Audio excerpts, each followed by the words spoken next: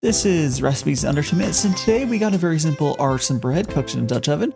We got 3 cups of flour, 2 teaspoons of yeast, 1/2 teaspoon of sea salt, and we also be adding 1/2 cups of water. Now for the flour and the water, that's just what you're starting with. We go ahead and just mix it up. This is a no-knead bread, and you want to just mix it up with a spatula or whatever. It's really simple.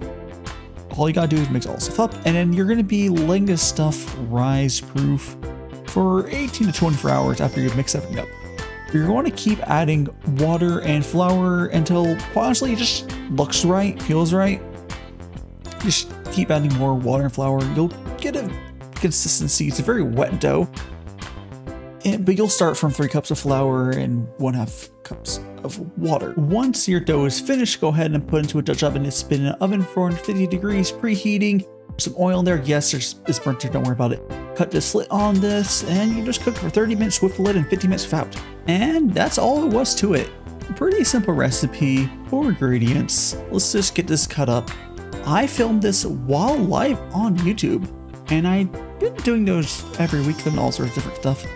It's been fun, but I was able to do it live. It's simple. And look at that! Look at how good. You can just tell how good the bread is with all the bubble, whatever you call those. It's good bread. If you enjoyed this, please do subscribe, hit that like button, check out my live streams. They're a lot of fun. Peace.